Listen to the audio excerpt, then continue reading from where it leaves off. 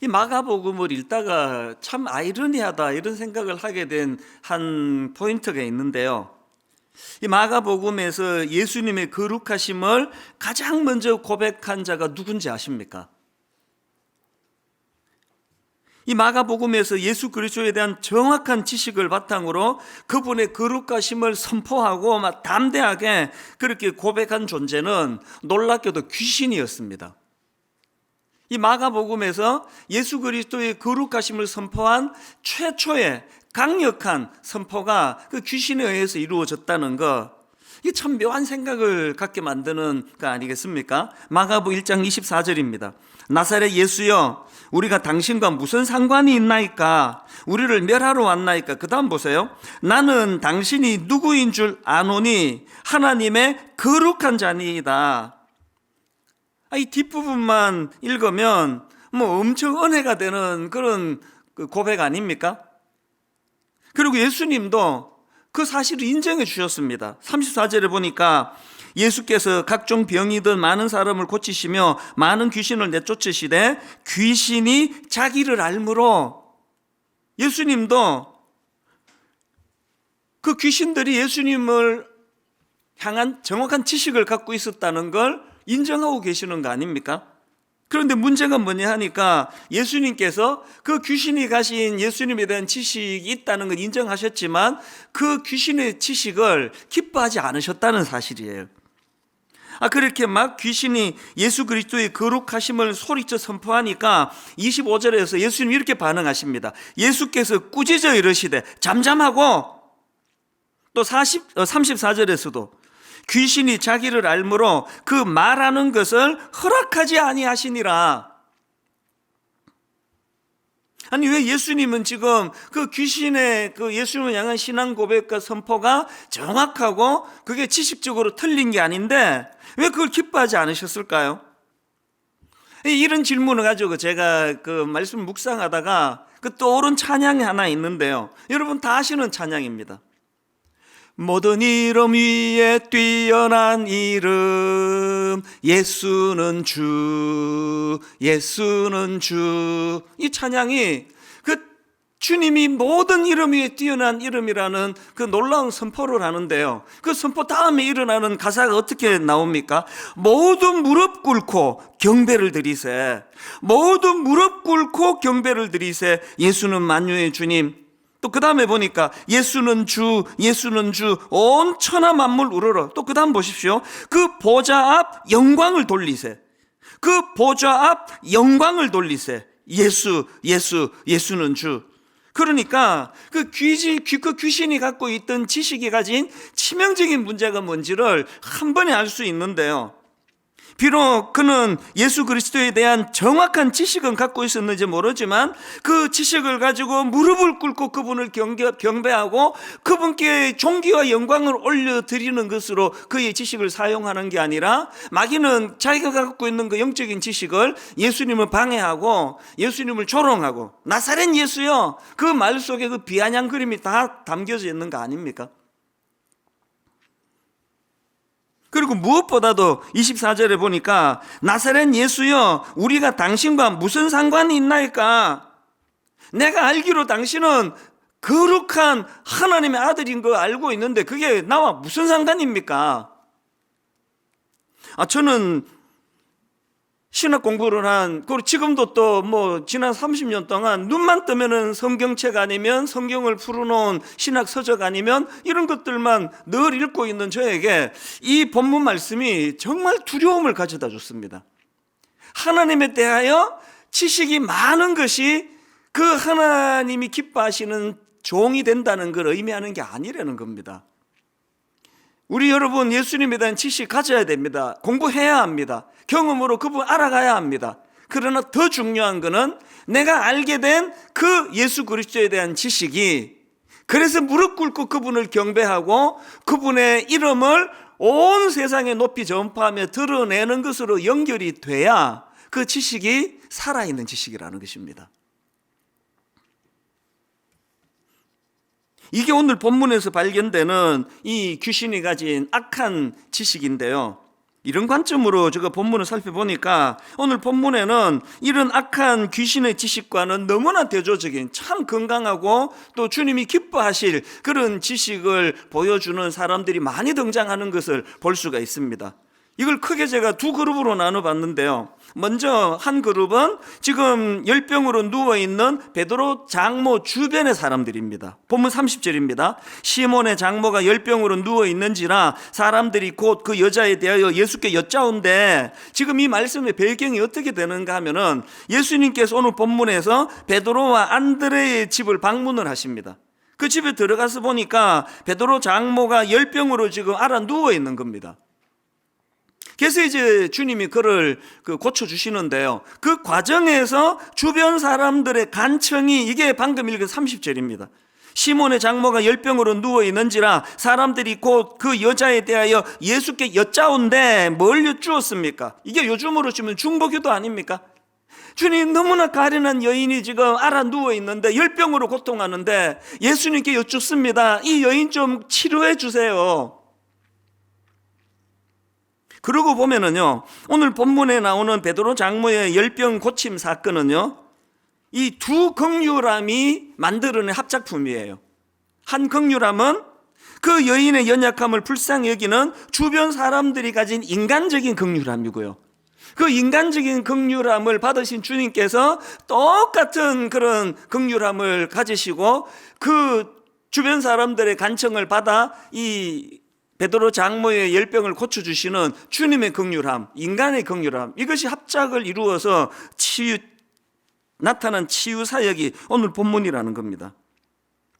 32절도 마찬가지 아닙니까? 저물어 해질 때에 모든 병자와 귀신 들린 자를 예수께 데려오니, 여러분 지금 막 병자들을 데리고 오고 귀신 들린 자를 예수님께 데려오는 이 사람들이 갖고 있는 지식이 뭡니까?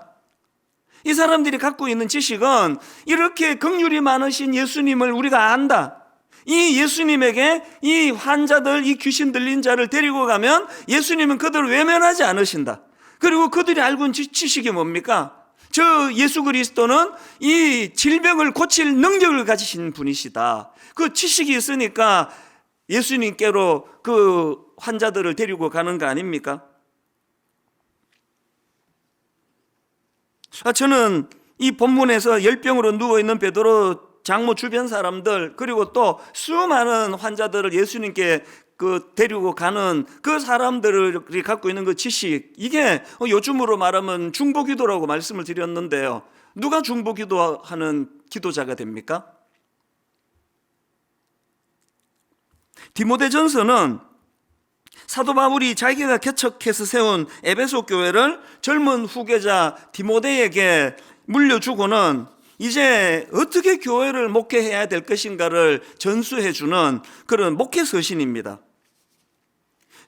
제 남은 소원이 있다면 이제 한 30년 또 뭐 앞으로 얼마나 더 할지 모르지만 저의 목회의 경험들을 이제 우리 젊은 신학도들에게, 젊은 후배 목사님들에게 정말 제가 경험한 그 모든 것들을 잘 전수해 주는 날이 오기를 저는 꿈꾸고 기도하고 있습니다. 사도 바울의 심정을 너무 잘 알거든요. 이런 관점으로 디모데전서를 읽어보면은 정말 눈에 띄는 한 대목이 탁 들어오는데, 그게 뭐냐 하니까요, 이 디모데전서 1장은 이제 서론격으로 이제 쭉 그냥 뭐 나열을 하다가 이제 디모데전서 2장에서부터 사도 바울의 본격적인 목회 조언이 시작이 되는데요. 디모데전서 2장 1절을 보십시오. 그러므로 내가 첫째로 권하노니, 이 육성을 한번 듣는다 생각해 보세요. 그 젊은 목회자 디모데에게 너 잘 들어봐. 목회 제일 중요한 게 뭔지 아니? 목회에서 제일 중요한 게 뭔가 하니까 모든 사람을 위하여 간구와 기도와 도구와 감사를 하되, 목회자에게 가장 중요한 게 기도인데요. 무게중심을 그 가운데다 두고 다시 한번 읽어볼게요. 그러므로 내가 첫째로 권하노니 모든 사람을 위하여, 여기 보니까 자기를 위하여가 아니에요. 모든 사람을 위하여 간구와 기도와 도구와 감사를 하되, 당연히 목회자들이 자기 영혼을 위해서도 기도해야 되지만 사도 바울의 관점으로 목회에서 가장 중요한 게 뭐냐? 중보기도라는 거예요. 예수님의 그 중보 기도하시는 예수님의 정신을 중보자적인 그런 기도꾼으로 서야지만 목회를 할 수 있다.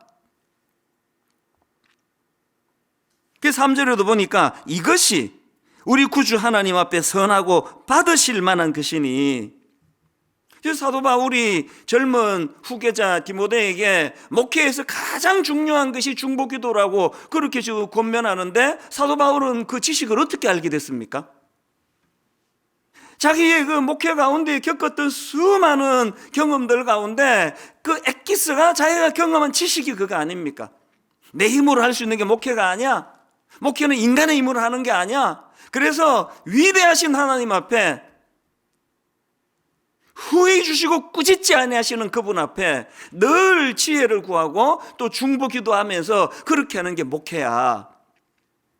지금 사도 바울의 경건한 지식이 귀신의 그것과는 차별화된 결정적인 차이점이 뭡니까? 사도 바울은 자기가 알게 된 그 신령한 지식을 하나님 이름을 높이고 그 성도들을 섬기는 곳으로 사용되고 있다는 사실이에요.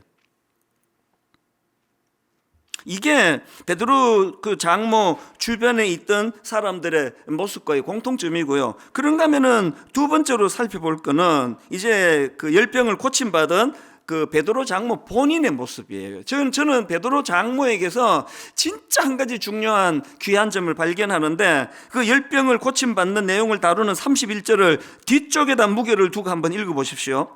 나아가사 그 손을 잡아 일으키시니 열병이 떠나고 예수가 그들에게 수종되니라. 손을 잡아 일으키시니 열병이 떠나가니라 이렇게 끝나는 게 아니에요. 그건 과정이에요.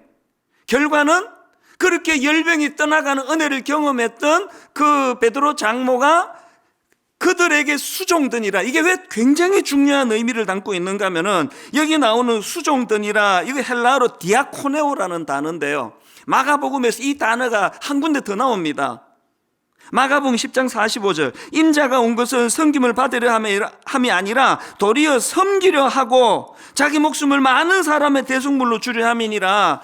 여러분, 여기 나오는 섬기려 하고, 이게 디아코네오예요.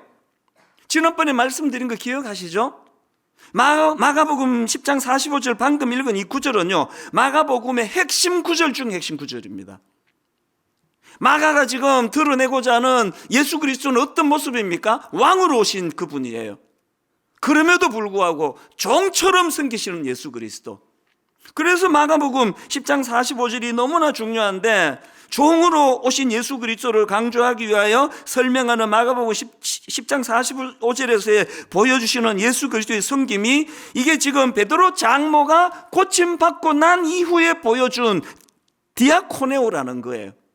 뭘로 의미할까요? 우리가 진짜 예수님을 영접하고 예수님의 신령한 지식을 우리가 쌓아간다면 어떻게 해야 됩니까? 예수님의 섬김의 모습인 디아코네오의 이 모습이 우리에게 전수가 되어야 된다는 겁니다.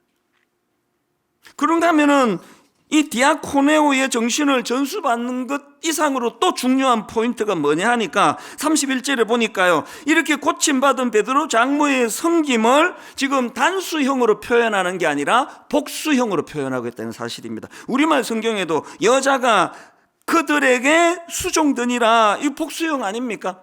이 진짜 중요한 의미예요. 우리가 은혜 받아가지고 이제 나는 산기도가 산다, 나는 사람들 내 상관없다, 나는 내 주님만 섬기면 된다, 주님이 나 고쳐주신 거 아니냐, 이렇게 하고 있는 믿음이 절대로 건강한 믿음이 아니라는 거예요. 주님의 디아코네오가 가진 정신이 그렇듯이 날 구원해 주신 주님에게도 모든 영광을 올려드리는 것, 이것이 귀신의 지식과 차별화된 지식이지만, 그러나 또 다른 한편으로는 이 복수형이에요. 저는 여기서 참 아름다운 사랑의 선순환을 발견합니다. 베드로 주변 사람들이 먼저 베드로 장모가 알아 누워 있을 때 참 예수님께 전심을 다하여 예수께 여짜온데, 그 베드로 장모를 위하여 중보 기도하는 모습을 보여줬더니, 그렇게 병고침을 받은 베드로 장모가 주님이 나 고쳐줬지 뭐 당신들이 한 게 뭐이냐, 이게 아니에요. 똑같은 정신으로 이제 그 그 장모 주변에 있는 사람들을 섬기는 그 모습을 통해 한국 교회가 반드시 회복해야 될 사랑의 선순환이 여기 있다고 생각합니다. 오늘 이 시대는 울분과 분노의 악순환이에요. 전 알아요. 저를 공격하는 수많은 이단들과 수많은 사람들의 공격의 목표는 제 안에 울분을 심어주기 위한 거라는 걸. 그래서 강단에서 사랑이 선포되지 않고 분노와 울분이 선포되기를 사단이 원한다는 것을 알거든요. 이를 악물고 이 고리는 여기서 끊어야 된다는 걸 알기 때문에 맞대응을 하지 않으려고 이를 악무는 거 아닙니까?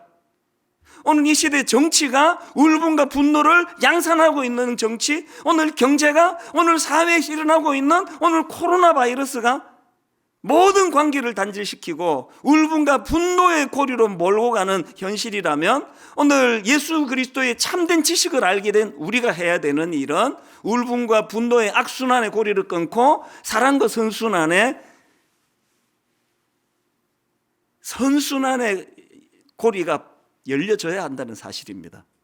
이게 베드로 장모가 알게 된 그 예수 그리스도의 신령한 지식이 가져다 준 모습이라고 저는 생각하거든요. 여러분, 이번 한 주간 동안 여러분은 어떤 사랑의 선순환을 보여주시렵니까? 요즘에 이 사회적 격리, 단절, 그래서 지금 다들 어려운데요. 그 중에 진짜 어려운 데가 식당 아닙니까? 저도 관심을 가지고 이제 점심때 좀 이렇게 식당을 다녀보면 잘 되는 몇 군데만 계속 모이고요. 나머지 식당은 진짜 마음이 아파요. 서울에서 있었던 일이랍니다. 이 코로나 바이러스가 문제를 일으키기 전에는 제법 잘 되던 식당이었는데요. 이제 손님이 다 끊어진 겁니다. 파리만 날리고 있는데 거기에 이 단골 손님 2사람이 그 식당을 방문을 했답니다. 그리고는 이제 거기는 그냥 평범한 그 순두부 집인 것 같아요. 순두부 백반하고 시켰는데 한 2만 원이 나왔다 그러네요. 식사를 다 하고 나가서 그 손님이 계산을 하는데 자기 카드를 주면서 5만 원으로 결제해 주세요 그러더래요. 그 주인이 좀 당황스러운 거 아닙니까? 아니 2만 원어치 드셨는데 왜 5만 원 결제하라고 그러시냐 그랬더니 그 손님이 웃으면서 하는 얘기가 다음에 또 올 거예요. 5만 원으로 결제하시면 됩니다. 거기에 참 이렇게 장사가 안 되는 그 식당 주인에 대한 그 애틋한 마음이 담겨져 있는 거 아닙니까? 이것이 얼마나 힘을 얻고 그것이 용기가 됐으면 그것이 기사로 나왔겠냐고요. 저는 그 기사를 보면서 저분은 크리스찬이었으면 좋겠어 이런 생각을 하면서 그 기사를 봤는데요. 아마 맞을 거예요. 맞기를 원합니다. 그리고 제가 나는 왜 그 생각을 못했지? 생각만 하고 아직 실천은 못했는데요. 실천하게 되기를 원합니다. 오늘 우리가 예수 그리스도의 정확한 지식을 알게 되면 그 지식은 주님을 높이는 것으로 영광을 돌리는 것으로도 사용되지만 단수로서 오직 주님만이 아니에요. 복수예요. 주님께도 영광이 돌아가야 되겠고 주변에 많은 사람들, 이게 그리스도인의 정신 아니겠습니까? 오늘 본문에서 우리가 배워야 될 예수님의 정신, 이런 맥락으로 보니까요 30절 32절 다시 보십시오. 시몬의 장모가 열병으로 누워 있는지라 사람들이 곧 그 여자에 대하여 예수께 여짜온데 나아가서 그 손을 잡아 일으키시니, 아마 이 구절을요 이 코로나 바이러스 때문에 사회적 격리 단절 아니었으면 그냥 넘어갔을 거예요. 근데 지난주에 이 한마디가 막 너무 마음에 제게 이게 감동이 되는 겁니다. 이 열병으로 단절되어 있는 그 여인에게 나아가서 손을 잡아 일으키시는 주님. 지금 코로나 바이러스 때문에 사람도 못 만나고 격리되고 전화로 얘기하고, 이제 제가 그래서 존경하는 목사님들 또 우리 후배 목사 이렇게 연락을 할 때마다 꼭 덧붙이는 말이 이 코로나 바이러스 끝나고 나면은 이제 한번 만나서 회포를 풉시다, 그런 이야기를 꼭 하거든요. 조금 전에도 그 미국 알칸사에 있는 후배가 연락이 와가지고 목사님 만났으면 좋겠다 그래요. 제가 인사말로 코로나 바이러스 끝나면 한번 만납시다 그랬더니 바로 답이 왔어요. 약속하셨습니다. 그게 지금 한 고민이에요. 알칸사까지 가야 될 상황이에요. 우리가 지금 일상적으로 누리던 마음먹으면 누구든 만나고 함께 식사하고 누구도 손을 잡아주고 이런 것들이 얼마나 소중한 것이라는 걸 요즘에 절실히 느끼잖아요. 이렇게 회의하고 무의식적으로 손이 쑥 나가다가도 제가 손을 거두면서 우리 마음껏 손잡아 악수하는 그날을 기다립시다, 그렇게 하고 웃곤 하는데요, 오늘 저는 이 본문에서 이런 맥락으로 보니까 예수님이 그 시몬 베드로 장모의 열병으로 누워있는 그 여인에게 찾아가셔서 나아가사 그 손을 잡아 일으키시니 병으로 단절된 그 여인과의 연결이 일어나는 그 모습을 보면서 이 정신에서 그 베드로 장모가 열병에서 고침받고 단수로 예수님만이 아니라 주변의 사람들을 섬긴다는 그것으로 연결이 되는구나. 여러분, 우리 신앙의 성숙함은 단절된 그곳들을 연결시켜주는 역할입니다. 회복시켜주고 연결시켜주고. 이런 점에서 저는 이번 그 코로나 바이러스로 인해 가지고 너무너무 감사하는 게 하나 있는데요. 지금 우리가 미자리 교회 월세 대납 운동을 이제 벌이고 있는데요. 오는 금요일까지 이제 더 모금을 하고 이제 계좌를 닫을 생각입니다. 제가 어제 보고를 받고 참 감사했던 게 처음에 시작한 코로나 바이러스 구호 헌금하고 지금 하고 있는 미자리 교회 월세 대납 운동을 합쳐서 나온 모금액 총액이 현재까지 약 28억 3천여만 원이에요. 그 중에서 미자리 교회 월세 대납 헌금이 거의 20억 원이 들어왔는데요. 오는 금요일까지 이제 모금을 하면은 총액이 아마 30억 원을 넘게 되지 않을까, 그렇게 추정을 해봅니다. 사실 이게 제 꿈꾸는 것 같아요. 이 믿음 약한 제가 그냥 당회 장로님들 상의할 때 3억을 목표로 할까요? 통 크게 5억으로 잡아볼까요? 이런 논의를 했던 전데요, 결과는 30억이라고 하는. 저는 이번에 이 모금하는 기간 내내 제 마음에서 마태복음 6장 3절 4절 너는 구제할 때에 오른손이 하는 것을 왼손이 모르게 하여 너의 구제함을 은밀하게 하라. 은밀한 중에 보시는 너의 아버지께서 갚으시리라. 이 말씀을 많이 되뇌었습니다. 이게 떠벌리고 자랑하고 이렇게 할 거리가 아니라는 걸. 그리고요, 이거는 우리 교회가 또 제가 떠벌리고 자랑할 사안이 아니에요. 이 해주신 30억 원 가까운 헌금은요, 거의 대부분 경우가 다른 교회 분들이, 지방에 있는 분들이, 외국에 있는 분들이 십시일반이에요. 이게 너무나 제가 자랑스럽고 감사했던 거는 그렇게 모아진, 지난번에 한번 보고를 드렸지만 이제 헌금 누적 건수 16,054건이에요. 대한민국 성도들 곳곳에 있는 성도님들이 십시일반으로 모아가지고, 그래서 이제 이렇게 헌금이 된 이 헌금을 이번에 이제 이 월세 대납 신청한 교회가 깜짝 놀랄 숫자예요. 4,459개 교회입니다. 저는 막 쏟아져 들어오는 그 신청서를 보면서 많이 반성했습니다. 여러분, 그 자격 기준을 월세 100만 원 이하로 정하지 않았습니까? 여러분, 그 월세 100만 원 이하라 그러면 그 공간이 얼마나 그게 크고 대단하겠냐고요. 그런 참 열악한 곳에서 정말 주님 바라보고 우직하게 그렇게 애쓰시는 미자리 교회 목사님들과 성도님들이 이렇게 많이 계시다는 거, 그리고 분당 우리 교회가 커졌다고 나도 모르게 지금 내가 배가 불러져 있다는 것을 참 많이 반성했습니다. 이번에 그래서 이제 이번 연말쯤에 이제 홈페이지 결과를 보고해 드리겠지만, 이제 이리저리 월세 대납 운동 도움을 받게 되는 교회는 다 합하면은 한 775개, 한 800교회 가까이가 될 것 같습니다.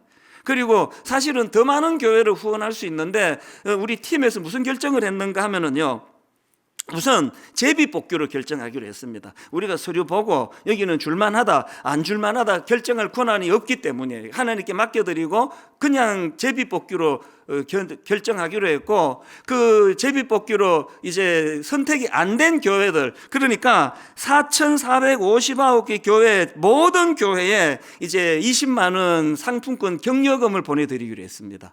왜 그렇습니까?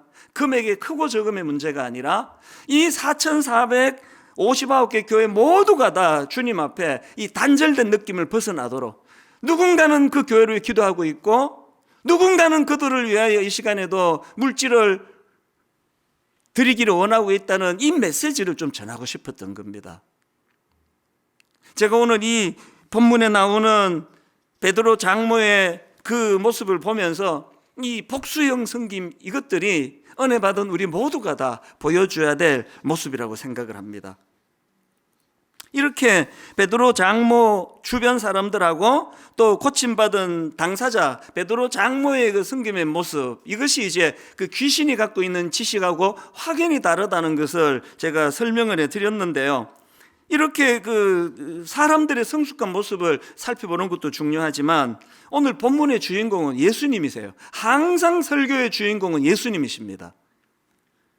그렇기 때문에 오늘 본문에서 이제 예수님께서 베푸신 기적 사건 여기에다가 초점을 두고 이제 한 2가지 정도로 예수님이 베푸신 치유 사역의 의미를 설명을 드리고 이제 말씀을 정리하려고 하는데요.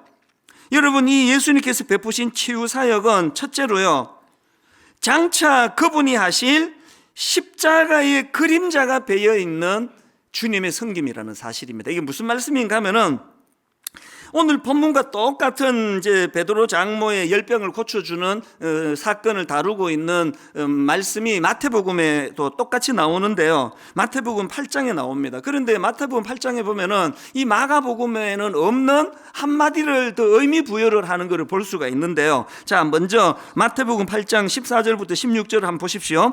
예수께서 베드로의 집에 들어가사 그의 장모가 열병으로 앓아 누운 것을 보시고 그의 손을 만지시니 열병이 떠나가고 여인이 일어나서 예수께 수종들더라. 저물매 사람들이 귀신 들린 자를 많이 데리고 예수께 오거늘 예수께서 말씀으로 귀신들을 쫓아내시고 병든 자들을 다 고치시니, 이 지금 똑같은 내용을 지금 기록하고 있는 거 아닙니까? 그런데 말씀드린 것처럼 마태복음은 그 다음에 17절에서 의미 부여를 한 줄 더 갖다 붙입니다. 18절을 보십시오. 17절을 보십시오. 이는 선지자 이사야를 통하여 하신 말씀에 우리의 연약한 것을 친히 담당하시고 병을 짊어지셨도다함을 이루려 하심이더라. 이 말씀은 이사야 53장 4절 말씀을 인용한 것입니다. 그는 실로 우리의 질고를 지고 우리의 슬픔을 당하였거늘 우리는 생각하기를 그는 징벌을 받아 하나님께 맞으며 고난을 당한다 하였노라. 지금 마태복음의 저자인 마태가 뭘 거기다 의미 부여를 하는 겁니까? 예수님께서 고쳐주신 이 열병을 앓는 베드로 장모의 치유 사건, 그 본질적인 배경에는 예수 그리스도의 희생을 담고 있는 그분의 십자가 사건, 장차 그분이 이루시게 될 주님의 십자가 사건을 통하여 영육 간의 치유와 회복이 필요한 그 내용이 그림자처럼 담겨 있다. 이것을 지금 강조하고 있는 거 아닙니까? 대가지불을 통한 섬김, 이게 하나 예수 그리스도를 아는 지식을 가진 사람이 할 모습이라는 겁니다. 그래서 이사야 53장 4절 바로 그 다음 5절을 보십시오. 그가 찔림은 우리의 허물 때문이요 그가 상함은 우리의 죄악 때문이라. 그가 징계를 받음으로 우리는 평화를 누리고 그가 채찍에 맞음으로 우리는 나음을 받았도다. 이 엄청난 대가지불을 통해서 만들어내신 게 십자가의 치유와 능력이라는 사실입니다. 제가 18년 전에 교회를 개척하고 이제 그때는 뭐 신학교 갓 졸업한 젊은 목사님들이 이제 부교육자로 그렇게 섬겼는데요. 이제 우리 교회에서 뭐 첫 사역을 한 교역자들이 대부분이었습니다. 그러다 보니까 이제 목회 경험도 없는데 버거운 거예요. 상처를 좀 받더라고요. 억울한 이야기를 들었다고, 너무 속상하다고, 모함을 당했다고 막 이러면서 그 속상해하는 교역자들이 이름이 툭 튀어나올 뻔했는데 삼키겠습니다. 그럼 제가 밥도 사주고 영화도 보여주고 위로도 해줬는데요. 제가 그때 종종 인용했던 게 바로 이사야 53장 5절 말씀이에요. 그가 찔림은 우리의 허물 때문이요 그가 상함은 우리의 죄악 때문이라. 그가 징계를 받음으로 우리는 평화를 누리고 그가 채찍에 맞음으로 우리는 나음을 얻었도다. 그 집사님이 뭔가 상처가 많아가지고 당신한테 그렇게 퍼붓고 모욕 주는 말을 하고 모함을 하고 그러면, 그렇게 해서 그분이 치유가 될 수 있다면 이것까지 감당하는 게 교역자의 몫이다. 그러면 내가 농담으로 하는 이런 이야기를 했죠. 그거 몰랐구나. 당신 월급 안에 이렇게 억울한 모함 당하는 비가 30만 원 포함되어 있는 거, 그 돈 빼가지고 네 맛있는 거 사 먹고 하라고. 여기 다 이 교역자들만 앉아 있으니까 웃기려고 했는데 너무 진지하게 받아서 굉장히 당황스럽습니다. 사실은 이 말씀을 지금도 저는 묵상을 합니다. 억울한 일을 겪을 때마다 저렇게 가짜 뉴스를 가지고 나를 모함하고 상처를 주는 일을 통해서 저분이 진짜 치유받을 수 있기를 원하고, 그렇게 될 수만 있다면 주님, 이것을 내가 잘 감당하기를 원합니다. 왜 기도합니까? 안 되니까 기도하는 거죠. 미우니까 기도하는 거 아닙니까? 오늘 예수님의 치유 사건을 마태복음의 저자인 마태가 주님의 십자가 사건과 연결시키는 이 내용을 가지고 오늘 우리는 그 큰 사죄의 은총을 받았다는 이 지식이 새롭게 되기를 바랍니다. 그리고 그 지식이 오늘 우리도 베드로의 장모와 같이 주님뿐만 아니고 주변의 사람들을 잘 섬기고 봉사하고, 또 그것은 대가 지불을 포함한 대가 지불이 담겨져 있는 섬김이라는 사실을 인식하게 되시기를 바랍니다. 그런가 하면은 또 한 가지 더 살펴보고 말씀을 마칠까 하는데요, 오늘 본문에서 예수님께서 베푸신 이 치유 사역에는요, 인간의 경직을 뛰어넘는 유연함이 배어 있는 걸 우리가 배워야 합니다. 무슨 말씀이냐? 자, 아까 읽어드린 마가복음 1장 32절 앞부분에다가 초점을 두고 한번 읽어보십시오. 저물어 해질 때에 모든 병자와 귀신 들린 자를 예수께 데려오니, 지금 많은 사람들이 병자들을, 귀신 들린 자들을 예수님께 데리고 왔다고 그렇게 말씀드리지 않았습니까? 거기에는 그 데리고 온 사람들이 확신이 있는 거 아닙니까? 그들이 지식이 있는 거 아닙니까? 예수님께 이 아픈 사람 데리고 오면 고쳐주실 것이다, 능력이 있다, 외면하지 않으신다, 이 믿음이 있는 사람의 어떤 차원이든지 간에. 그런데 그들이 데리고 온 그 시점을 보니까 저물어 해질 때, 여기에 큰 의미가 있습니다. 이날은 안식일이거든요. 이스라엘의 하루는 저녁에서 시작돼서 그 다음 오후에 끝이 난다고 합니다. 그러니까 저물어 해질 때를 강조한 것은 사람들이 안식일이 끝나기를 기다린 거예요. 그 속에 이 유대인들이 가지고 있는 그 규율에 매여 있는 경직된 모습을 저는 발견하고요, 이런 경직된 모습과 완전히 다르신 주님을 저는 발견하거든요. 저는 30절 다시 보십시오. 시몬의 장모가 열병으로 누워있는지라 사람들이 곧 그 여자에 대하여 예수께 여짜온대. 그러면서 장모, 이 베드로 장모님 열병이 고쳐주세요 그랬는데 예수님이 기다려라, 안식일이다, 저녁까지 기다려라, 뭐 아파도 할 수 없지 어떡하니, 안식일인데. 이렇게 하지 않으시고 바로 그 다음 31절에서 나아가서 그 손을 잡아 일으키시니, 여러분 저는 이런 주님이 너무 좋습니다. 너무 감격이 돼요. 안식일을 지키는 것도 중요하지만 안식일보다 더 소중한 건 그 사람의 생명이라는 거, 그를 치유하는 것이 우선된다는 거. 저는 지난 한 주 이 예수님과 또 그 경직되어 있는 유대인들, 그 주님 앞으로 병자를 데리고 온 그 사람들의 모습을 비교하면서 나는 어느 쪽인가? 목회 30년이라는 이 순간까지도 여전히 저에게는 경직이 많다는 걸 부끄럽지만 고백하지 않을 수 없는 거 아닙니까? 언제 이 경직이 좀 풀릴까? 문득 이런 생각이 들더라고요. 시체의 강력한 특징은 바로 굳어지는 데 있는 거 아닙니까? 사람의 영혼이 그 육신에서 떠나가는 순간 경직이 시작되는 거 아닙니까? 오늘 우리의 믿음이, 예수 그리스도를 향한 내 믿음의 지식이 이게 어느 정도 하나님 앞에서 성숙한가를 가늠하는 잣대 중에 하나는 경직이에요. 조금만 마음에 안 들면 잘라버리고 정죄해버리고 비난해버리고 마음에서 내쳐버리고, 아주 안식일인데 뭐 사람은 어떻게 고치느냐고 그렇게 소리 지르지 않으시는 예수님을 믿는 우리인데, 다 죽어가는데 해질 때까지 좀 기다리라고. 이게 오늘 우리의 모습은 아닌가 하는 거예요. 저는 오늘 예배 드리는 모든 성도님들 영육간에 경직된 것들이 다 풀어지시기를 바랍니다. 예수님이 십자가의 그 유연함으로 용서하지 못할 사람이 아무도 없고 품어주지 못할 사람이 아무도 없고, 내일부터 이제 한 주간은 예수님의 십자가의 죽으심을 기념하는 고난주간인데요, 우리 교역자 팀에서 이제 매일매일 예수님의 행적을 살피고 또 영상 묵상 자료를 만들고 이제 홈페이지 들어오셔가지고 오늘 오후부터 이제 그게 가능합니다. 그래서 교재를 다운받아서 꼭 묵상하시는 그런 한 주간이 되기를 바라는데요, 이제 오늘 보여드릴 예수님의 행적 하나 보여드리고 이제 말씀을 마치려고 합니다.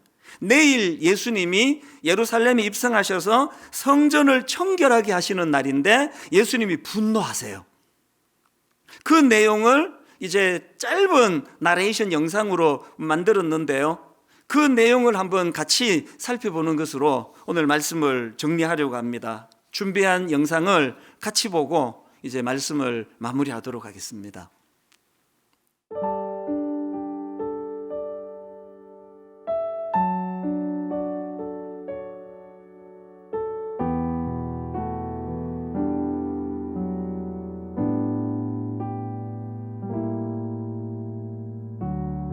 예루살렘에 당도하여 예수님께서 가장 먼저 찾으신 장소는 성전이었습니다. 그러나 그곳에서 더 이상 하나님의 거룩하심을 볼 수 없었습니다. 예수님은 무엇을 보았습니까? 성전 안에 가득한 돈 바꾸는 자들, 장사꾼들의 고함 소리, 신앙을 빙자하여 특권을 누리고 있는 사람들이었습니다. 내 집은 기도하는 집이라고 불릴 것이다 하였거늘 그러나 너희는 그것을 강도들의 소굴로 만들어버렸도다. 무엇이 그분을 분노케 했습니까? 겉만 번지르르 하고 내실은 없는, 밖으로는 거룩함이 남다르게 보이지만 정작 아무런 생명을 전하지 못하는 그럴듯한 형식만 남은 껍데기뿐인 종교생활. 하나님이 계시지 않는 성전은 아무런 의미가 없습니다. 성전이 탐욕으로 가득 찰 때 더 이상 하나님의 집이 아닙니다. 내 안에 가득 차 있는 것은 무엇입니까?